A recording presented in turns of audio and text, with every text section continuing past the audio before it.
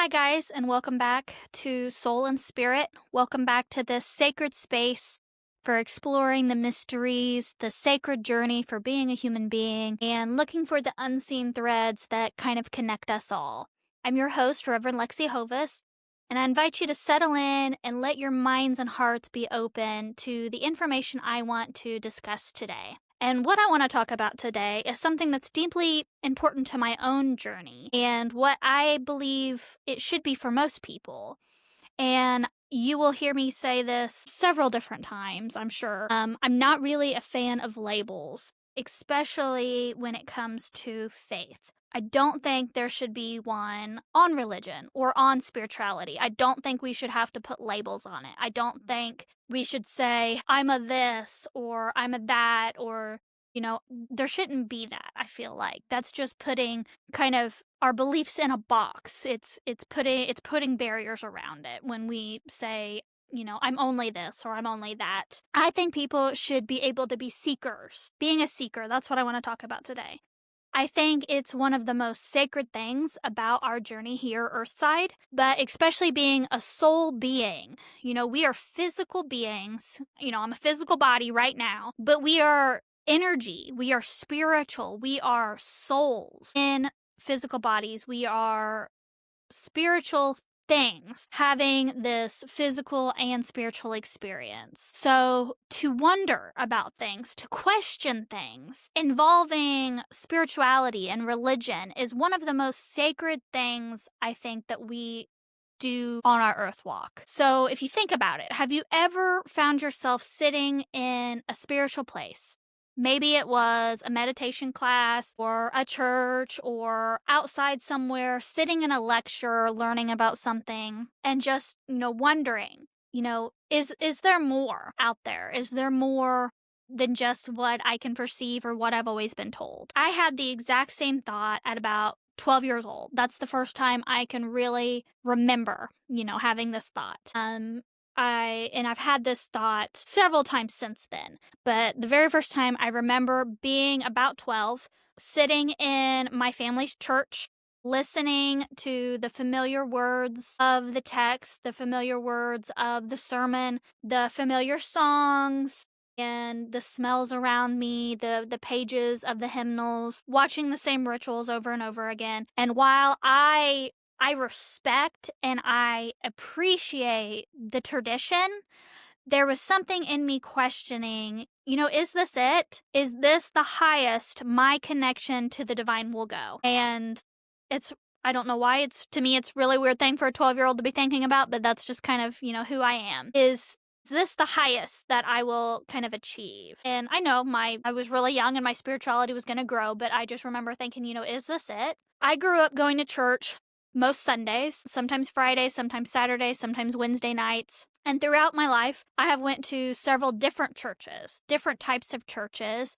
mostly under the realm of kind of Christianity faith, but it was always the same to me. I always left with the same type of feeling. I could feel my soul kind of reaching out to that connection to God, the divine, whatever you want to call it, that spiritual essence that was in and around all of us. The great mystery of the universe out there. That's one of my favorite ways to say it. But honestly, the more I went in two different types of churches, the worse I kind of felt, because I wasn't getting what I wanted out of it. And I know that's not everyone's experience or opinion, and if you can find what you are looking for in your family's church or in the same place every single time, or multiple places, if you can find that feeling, I applaud you. That is awesome. That is wonderful. I love that for you. I love that you can find that. And if that's the case, continue on with that. Whatever that feeling is that gives you that type of connection, continue with it if that's what feels right for you. There's nothing you need to change if you feel that way. But for me, personally, I couldn't find what I wanted. I couldn't find that connection that I wanted. And the more services I went to and the more churches I tried out, thinking, this will be the one, this is where I'll feel like home, this is what will help me with that connection that I want so bad. The more, Bibles I bought, I've had this thing my entire life and I still kind of do it to this day. I buy new Bibles from different places thinking, this will be the one that helps me. This will be the kind of connection in this text, this translation of it, like this is what I need to be able to connect to it. And I still haven't found that. I just make myself more and more frustrated because I have been preached at my entire life that I should be connecting to the words in this book, and I read those stories and I've listened to those stories because I have it on audiobook, and it just makes me sadder. And I've always felt that there was more to those stories. There was more things in that book that are missing. And, it's been translated so many times, and history is usually told by the victors, and things have been taken out. And so I feel like there's a lot missing, that those are probably the things that I needed to be able to feel some type of connection with that book. And I know there's just probably some that I'm just losing in translation somehow, and I'm not really connecting to it, because I'll read one of those stories and be like, is that it? I'm not really getting what I've been told I'm supposed to get out of it. I don't feel good about it. There needs to be more for me. And when I hear sermons with some of those scriptures in it, they weren't quite getting the point across that I needed for myself. And that's not to say that I don't use the Bible, or I appreciate it very much. I consider it, a sacred text, like all kind of faiths. But like every other sacred text out there, I need to feel a connection to it to want to use it. And there are some scriptures, there'll be certain lines or passages that I'll pick it up every now and again and try to read it and try to kind of get a feeling for it. And there'll be a little thing in there that like, I can use that. I can use that for something. But I have to break it away from the rest of it to feel any kind of familiarity with it. But after years of trying to conform, I just decided that I needed to kind of step away from everything that I had been taught, and just actively be a seeker in connection and my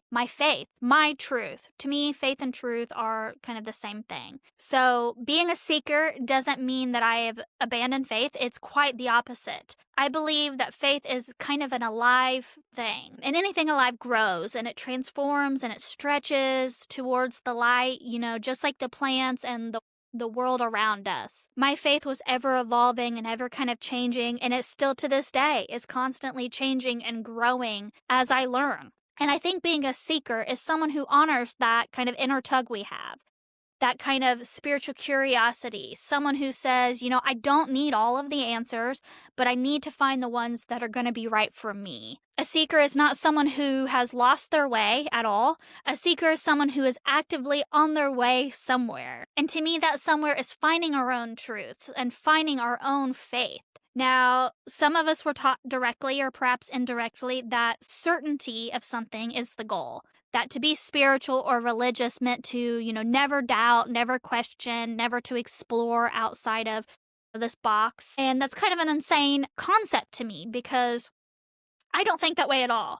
If the divine wanted us to be kind of carbon copies of each other, just immediately believing everything we see and hear, then why would they have created free will? They wouldn't have created us to, want to create totally different churches, or we wouldn't look differently. I feel like everything would have been carbon copied exactly the same way if that's what the divine wanted for us. But let's be honest, every sacred journey that we hear about in sacred texts and mythology stories even always begins with some type of journey. Jesus went out into the desert. Buddha left the palace to find himself.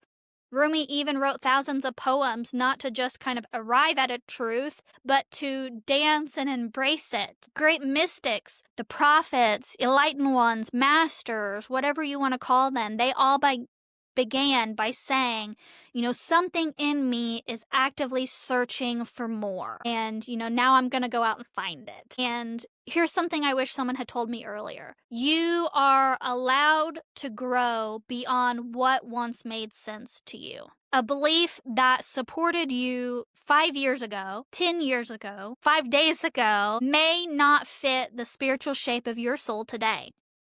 And that doesn't mean that your faith has failed or your church has failed or your upbringing or anything. It means that your faith is evolving with you. You know, it's growing as you grow up, and that is a wonderful thing. And I think the spiritual journey isn't just a straight line. You know, you don't just walk to that destination, but it's more of a spiral up the kind of staircase. We circle back to these kind of familiar truths, but each time we come at it from a little bit of a higher perspective, you know, with a deeper understanding of it. I'm a person who likes to read or watch the same shows over and over again. And I was told that's a trait of ADD, which I definitely have. But if it is, I am so thankful for it. I love that I have this trait because I can find new meaning in things all the time. Whatever I'm reading or watching, every single time I find something different about it. I look at it from a different kind of lens. There'll be a line from a book that hits me just right in a different way that sends me on a whole new spiral of thought for something. And it just kind of hits me in my soul and I can connect to it so much better. Or the same with TV. I won't really connect to a character in a show, something really basic. And then, you know, a year goes by and life things happen and I watch it again and I have so much more appreciation for that storyline that that character has because I've lived a little bit more. I've experienced new things and I can see, you know, their side of things from a whole new perspective. And that, I think, is what human life is really about.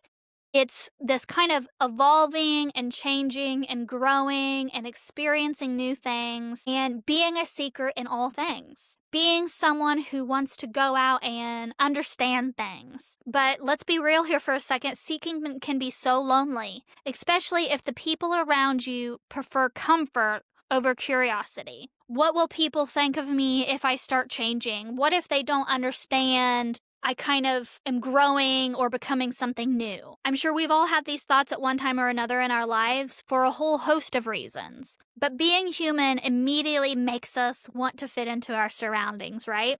I feel like that anyway.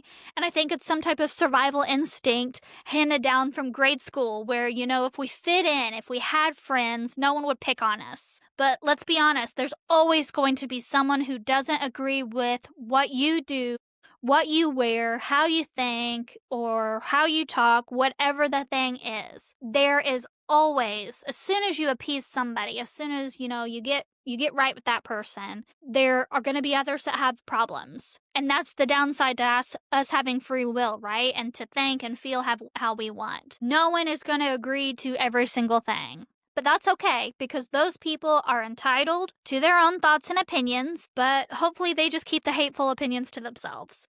You know, there's no point to tear someone else down. Karma will be a whole other topic for another day, but I'm a big believer in karma. And, you know, if I were to think or say hateful things about someone just to try to tear them down, you know, that's going to make me feel bad. I'm going to feel terrible after the fact. It's going to make them feel bad because I've made them feel bad by saying these hateful things. And then that's just kind of adding to my list of karma. And I definitely don't want that, you know? So why do it? What's the point of this? You know, here's a truth that I've come to know. And it's that the divine, the great spirit, God, whatever name you want to give that sacred presence in, you know, our lives, is that it's not afraid of your seeking or the questions you may have. It welcomes it, in fact, because that means you are trying to connect to it in your own personal way. And that way is so much deeper than following someone else's way. You know, if we are trying hard to connect to the divine, to connect to the sacredness, we come at it with our whole hearts. And, you know, we're open and curious and looking for that love and acceptance that they have. They're going to welcome us.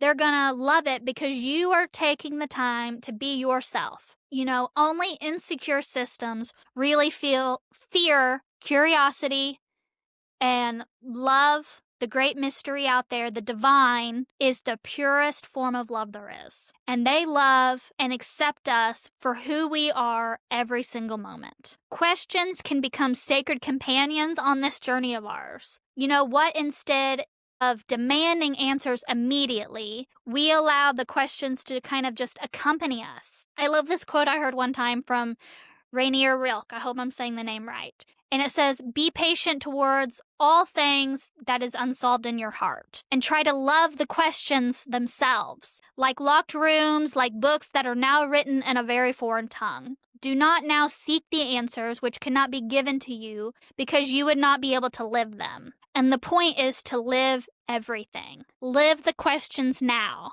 Perhaps you will then gradually, without even noticing it, live a long, some distance day into the answer. So maybe spirituality isn't about, arriving at that spot and saying, here in this box, here in this book, this is the specific religion, is my faith. Maybe it's about staying awake and present throughout your entire life so we live it and we add to it along the way. So just for a second, for this moment here in this interweb space, I would like you to take a nice deep breath in with me, let it go, and just take a moment to notice. Has anything been stirring in your soul lately, in your life? Any questions that keep returning to you, or something that keeps popping up that maybe you want to learn about or experience? Maybe it's something that keeps coming across your social media page, or you've passed by it driving several times and